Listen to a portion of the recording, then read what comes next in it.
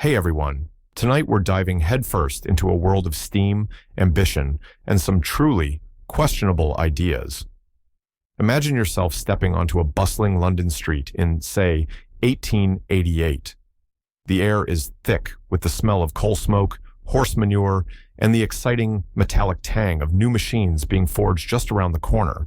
Everywhere you look, there's a new contraption, a new promise of a future made easier, faster, or just plain odder by the relentless march of invention. It's a time of immense optimism, but also a time where a solution might be invented for a problem that never actually existed. Honestly, with some of the medical innovations back then, like arsenic complexion wafers for beauty or electrotherapy for literally everything, you probably wouldn't survive the quest for a longer, healthier life. They meant well, probably. So, before you get too comfortable, take a moment to like the video and subscribe, but only if you genuinely enjoy what I do here. It really does help the channel, and lets me know you're out there, drifting off to these little journeys through time. And hey, if you feel like it, drop a comment letting us all know where you're listening from and what time it is in your corner of the world. It's always fascinating to see how far these stories travel. Now, switch off your lights, maybe get a fan going for some gentle white noise, and let's begin tonight's journey together. You find yourself standing in a vast, echoing hall, sunlight streaming through a magnificent glass ceiling. This is the Crystal Palace, or perhaps one of the many grand exhibitions that peppered the Victorian era, each one a testament to human ingenuity, or at least human effort. It's a bewildering maze of polished brass, gleaming mahogany, and intricate clockwork. The air hums, not just with the chatter of awestruck crowds, but with the whirring, clicking, and occasionally, the alarming hissing of newfangled devices. The Victorians, you see, weren't just inventors. They were enthusiasts. They patented everything. Over 500,000 patents were filed in Britain alone during Queen Victoria's reign. It was an explosion of ideas, a veritable arms race of innovation, where practicality sometimes took a back seat to sheer novelty. You wander past a display for a mechanical leech. It's a terrifyingly complex little brass and steel device designed to replicate the bloodletting prowess of its natural counterpart, but with, supposedly, more precision and less sliminess. The demonstrator, a man with spectacles perched precariously on his nose and an unwavering belief in his creation, explains how it's far more hygienic. You're not entirely convinced, especially as you eye the multiple sharp points and the rather vigorous cranking mechanism. It's a classic Victorian solution. Why use something simple and natural when you can over-engineer a mechanical marvel to do the same job, only louder? You shuffle on, the murmur of the crowd a soothing backdrop. Your gaze falls upon a peculiar contraption labeled the Antigrotting cravat. This, you learn, is a response to the very real, or perhaps slightly exaggerated fear of street robbery by strangulation. It's a normal-looking necktie, but cleverly concealed within its silk folds is a spring-loaded set of spikes designed to impale the hand of any miscreant who might dare to grab you from behind. You can just imagine the sales pitch. Not only will you look dapper, sir, but you'll also be a walking booby trap. It's a perfect example of Victorian ingenuity meeting Victorian anxiety. One wonders how many accidental self-stabbings occurred during particularly enthusiastic coughs. Historians still debate whether the fear of garroting was a genuine widespread menace or a media-fueled panic, but the inventions it spawned were undeniably real and wonderfully absurd. Around another corner, you encounter a device that seems to promise a solution to a perennial problem: the weather. It's called the Tempest Prognosticator, or more poetically, Dr. Merriweather's leech barometer. Picture a grand circular stand, like a tiny ornate carousel, with 12 glass pint bottles, each containing a single, rather important-looking leech. At the top of each bottle is a small whalebone trigger connected by a wire to a little hammer, which, in turn, is poised above a bell. The idea, passionately explained by its inventor, Dr. George Merriweather, was that when a storm approached, the leeches, agitated by the atmospheric changes, would climb to the top of their bottles, dislodge the whalebones, and ring the bells. The more leeches ringing, the bigger the storm. It was showcased at the Great Exhibition in 1851, a marvel of natural philosophy and mechanical design. You have to admire the sheer audacity. The British government, however, after some consideration, decided not to mass-produce leech-powered weather stations for every post office. A missed opportunity, perhaps, or perhaps they just couldn't guarantee the leech's unwavering commitment to meteorology. Some contemporary accounts praised its accuracy, while others, predictably, scoffed. The dedication, though, was real. Dr. Merriweather even wrote a poem to his leeches. You notice a persistent, gentle whirring sound and follow it to a roped-off section where a domestic air conditioner is on display. Don't picture the sleek, quiet units of today. This Victorian marvel is a colossal wooden cabinet, easily the size of a small wardrobe, with a large fan at one end and a series of damp cloths, or, for the more luxurious models, blocks of ice at the other. The demonstrator proudly explains how it circulates cooled, freshened air. It's noisy, it's cumbersome, and you probably need a dedicated servant just to keep it stocked with ice, imported from Norwegian lakes. But it's a start, isn't it? A dream of controlling your personal environment, even if the reality involved a lot of dripping and the faint smell of damp wood.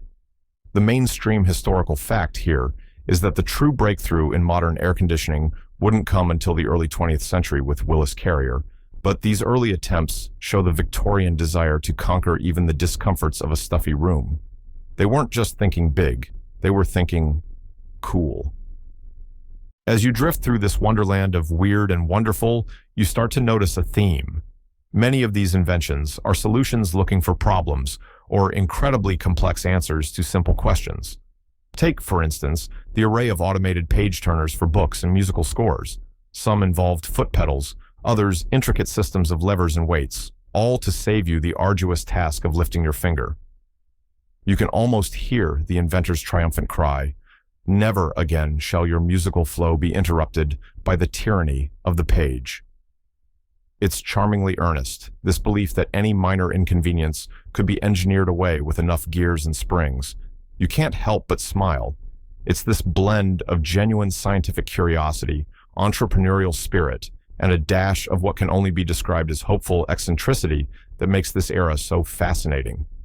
These aren't just dusty relics. They're whispers of a past that dreamed as vividly, if not always as practically, as we do today.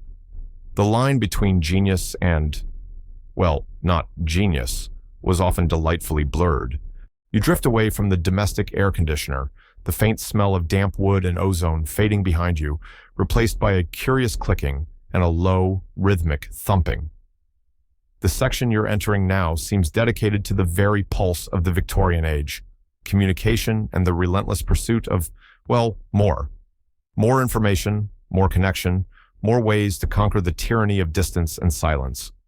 The Telegraph had already shrunk the world, its wires humming with news, business, and personal messages, crisscrossing continents and oceans. This was a profound shift, a mainstream historical fact that cannot be overstated. For the first time, information could travel faster than a steam locomotive or a clipper ship. Imagine the wonder of receiving a message from across the Atlantic in mere hours instead of weeks. It was akin to magic. But the Victorians, bless their ambitious hearts, were not content to merely tell things at a distance. They wanted to show, to share, to perhaps even project their very presence. You pause before a rather earnest-looking gentleman demonstrating what he calls the telephotal diascope. It's an intricate assembly of lenses, selenium cells, a new wonder material sensitive to light, and a flickering gas lamp. He claims, with a fervent gleam in his eye, that this device will one day allow moving pictures to be transmitted over telegraph wires, allowing one to see events as they happen anywhere in the world. He fusses with a focusing knob, and a blurry, indistinct image of what might be a cat, or possibly a teapot, momentarily shimmers on a frosted glass screen before dissolving into static. A minor adjustment needed, he proclaims cheerfully to the small, polite, and slightly skeptical crowd. It's not quite television, not even close, but it's the seed of an idea, a testament to their desire to break down the barriers of sight itself. The quirky detail here is the sheer, unbridled optimism poured into such nascent technologies, often based on scientific principles that were still being tentatively explored. Imagine the patent application for a device that might one day show you a blurry teapot from afar. Nearby, you see diagrams and models for various speaking telegraphs that predated or paralleled Bell's telephone. Some involved vibrating membranes, others complex magnetized reeds. Each was a stepping stone, a fascinating dead end, or a near miss on the path to true voice transmission. Historians still engage in lively debate about the true father of the telephone, as so many inventors were working on similar concepts simultaneously across the globe. Was it Bell, Edison, Mucci, or Race? The patents tell one story, but the web of shared ideas and independent discoveries paints a far more complex and collaborative picture, even if the collaboration was often unwitting. It's a reminder that invention rarely happens in a vacuum, even in an age so fond of the lone genius narrative. Your attention is then drawn to a display shimmering with an almost ethereal blue light. This is the domain of electrotherapy and the electrified home. Electricity was the new wonder force, mysterious, powerful, and, in the Victorian imagination, capable of almost anything, from powering factories to curing baldness. You see electric corsets, promising to enhance vitality and figure through gentle currents. There are electric hairbrushes, guaranteed to stimulate growth and prevent graying, and magnetic belts to ward off everything from indigestion to nervousness. One particularly imposing device is an electric bath. You wouldn't be submerged in water with wires, thankfully. Instead, you'd sit in an insulated cabinet, and mild electrical currents would be applied to various parts of your body via moistened electrodes. The accompanying pamphlet lists an astonishing array of ailments it could purportedly cure: gout, rheumatism, nervous debility, writer's cramp. The list goes on. You can almost feel the faint tingle in the air, or perhaps that's just the power of suggestion. The quirky detail is the sheer ubiquity and imaginative application of electricity to the human body. It was the wellness trend of its time, the go-to panacea. And of course, this leads to an ongoing academic debate. How much of Victorian electrotherapy was genuine, albeit primitive, medical exploration, and how much was pure quackery, preying on the public's fascination with this invisible power? Undoubtedly, some practitioners were charlatans, but others were likely sincere in their belief that they were harnessing a revolutionary healing force. The placebo effect, after all, is a powerful thing, even if it's delivered via a buzzing belt. You continue your journey, feeling a gentle breeze that doesn't seem to come from any particular machine. You're moving into an area that celebrates personal conveyance and the transformation of daily tasks. Here, the star of the show, at least in terms of its eventual impact, is the bicycle. Not the sleek, lightweight machines of today, but their robust, sometimes rather perilous ancestors. You see the high-wheelers, the penny farthings, elegant in their way, but requiring considerable athleticism and a certain disregard for the integrity of one's collarbone. Then there are the myriad safety bicycles that followed, with chains, gears, and equally sized wheels, each iteration trying to solve the problem of how to move a human efficiently and without undue risk of a spectacular tumble. The mainstream historical fact is that the bicycle was truly revolutionary. It offered unprecedented personal freedom, particularly for women, allowing them to travel independently for work or leisure. It influenced fashion. Goodbye restrictive skirts, spurred road improvements, and even played a role in the early development of automobiles and aviation through its advancements in gearing, bearings, and lightweight frames. But alongside these successful adaptations, you spot some truly bewildering attempts to improve upon walking or cycling. There's a design for spring-heeled boots, meant to literally put a spring in your step, though they look more likely to send you sprawling. And then, a peculiar device called the Telegraph, essentially a pair of small stilts with wheels, which the inventor claimed would allow a gentleman to glide effortlessly above the muddy streets. You can just picture a dignified Victorian gentleman, top hat askew, wobbling precariously on his wheeled stilts, desperately trying to maintain his composure. The sheer impracticality is almost poetic. This drive to improve even the simplest aspects of life extended deep into the home. You see a mechanical potato peeler that looks like it could wage war on a sack of spuds, and an automatic tea maker so complex with its system of levers, spirit lamps, and tipping kettles that it would surely require a dedicated engineer to operate, likely making the act of simply boiling water and pouring it into a teapot seem like a blissful escape. Historians often debate the social impact of such domestic inventions. Were they genuinely labor-saving, freeing up time and energy, particularly for domestic staff and women in the home? Or did they simply shift expectations, creating new standards of cleanliness or domestic perfection that were just as demanding, albeit in different ways? It's a question that echoes even today with our own smart home devices. Is the technology serving us, or are we subtly adapting our lives to serve the technology? The ambition of the Victorian inventor knew few bounds. They weren't just tinkering with gadgets for the home or for personal amusement. They were dreaming on a grand scale, envisioning new ways to reshape cities, to conquer landscapes. You pass by a detailed model of a pneumatic dispatch system. Not for people initially, but for mail and parcels. Imagine a network of underground tubes, like a giant subterranean nervous system, whisking messages and small packages across the city using air pressure. London actually had such a system, operated by the Electric and International Telegraph Company, tubes shooting along beneath your feet, carrying telegrams from the station to the central office. It's a surprisingly elegant and efficient solution, a hidden circulatory system for the bustling metropolis. But, of course, the Victorians thought bigger. Why just parcels? Why not people? And that's where you see it, a grand, beautifully illustrated architectural drawing of a pneumatic passenger railway. Instead of a smoky, chugging locomotive, picture a sleek, cylindrical carriage, fitting snugly inside a massive tube, propelled smoothly and silently by differences in air pressure, like a giant pea shooter. No soot, no deafening noise, just swift, clean, futuristic travel. Prototypes were built. Alfred Ely Beach even built a short demonstration line under Broadway in New York in 1870, complete with a luxurious waiting room and a grand piano. It was a marvel. But the immense cost, the engineering challenges of scaling it up, and perhaps a touch of lobbying from conventional railway interests, meant that the dream of gliding through subterranean tunnels on a cushion of air remained largely just that, a dream. Yet, it perfectly encapsulates the Victorian spirit, the audacious vision, the willingness to grapple with enormous technical hurdles, and that unwavering belief that with enough ingenuity and horsepower, or air pressure, anything was possible. It makes you wonder, as you gaze at the fading illustration, what marvels we might be missing out on today, simply because they were deemed too ambitious, too impractical, or just a little too strange for their time. The air in this part of the exhibition seems filled with these what-ifs, these ghosts of futures that almost were.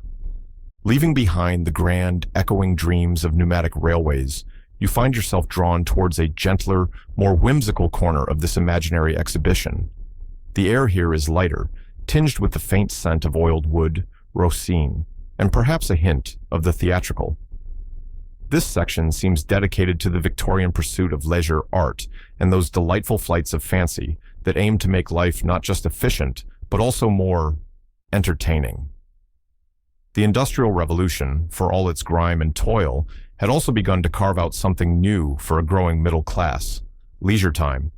And with leisure time came a burgeoning market for hobbies, amusements, and all sorts of ingenious contraptions to fill those precious hours. This expansion of leisure is a mainstream historical fact, and it fueled a surprisingly vibrant industry of inventive playfulness. You stop before a magnificent, towering wooden cabinet, intricately carved and gleaming with polished brass. It's the Companium, or a similar marvel of musical automation. This isn't just a music box. It's an attempt to create a mechanical orchestra and composer rolled into one.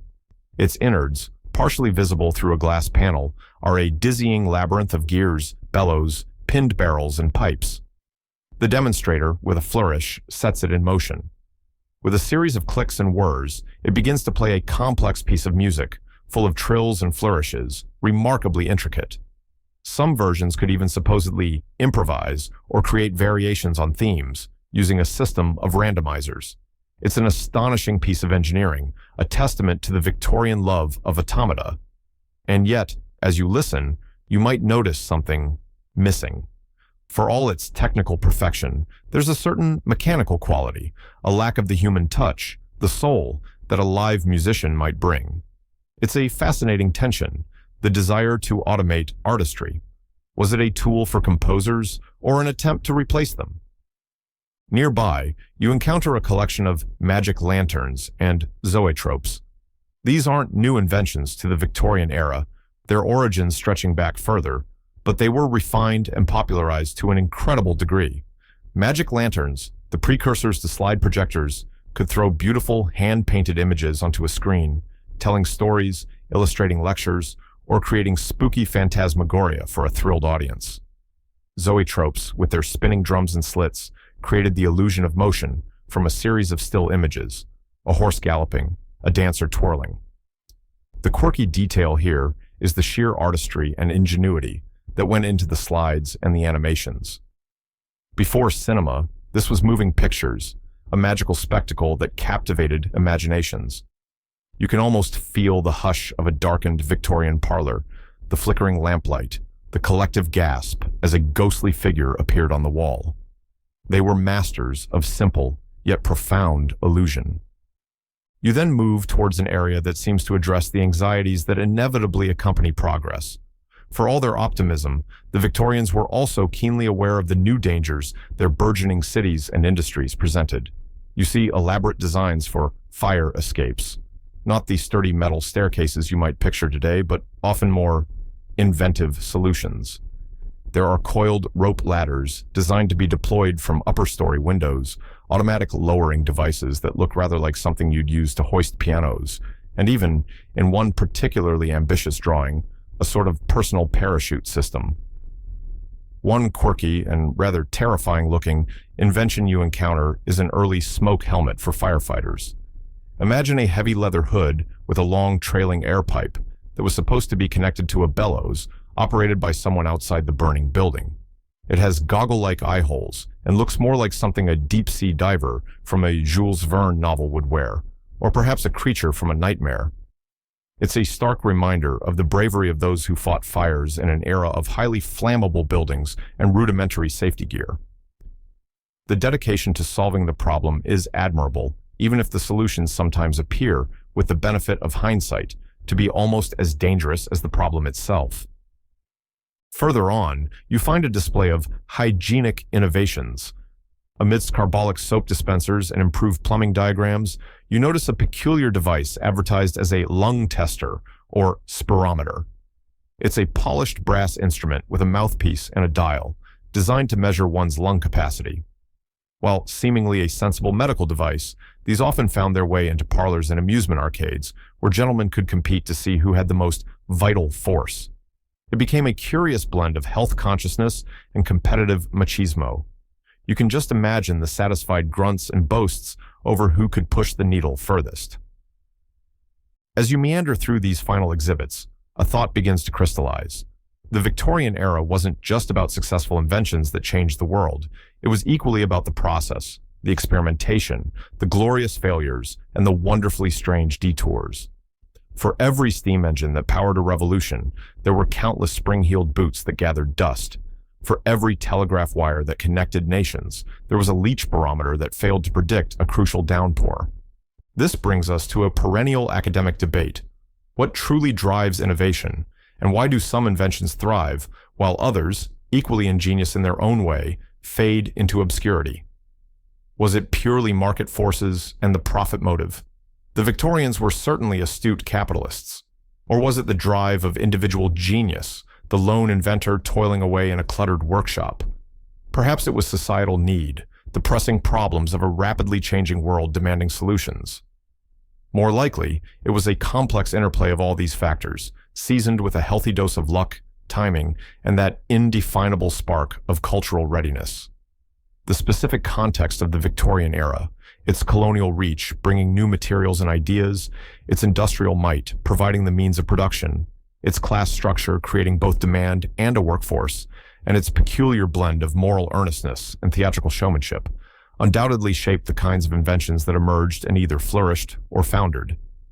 These strange Victorian inventions, the ones that almost changed the world and the ones that never stood a chance, are more than just historical curiosities. They are a mirror reflecting the era's anxieties, its aspirations, its boundless creativity, and its charming, sometimes baffling eccentricities.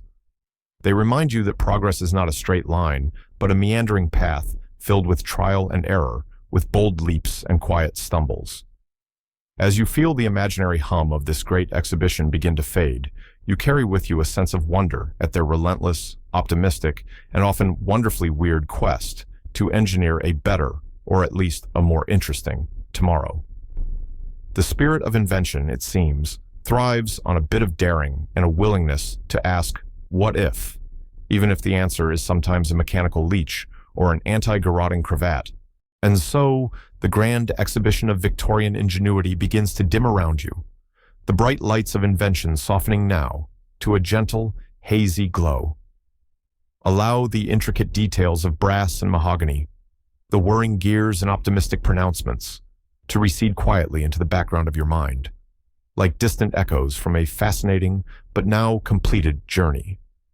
Feel yourself drifting away from those bustling halls of what-ifs and almost were's, letting go of the curious corsets, the hopeful flying machines, the charmingly earnest gadgets. They have played their part, sparked your imagination, and now it is time for them to rest, just as it is time for you to rest.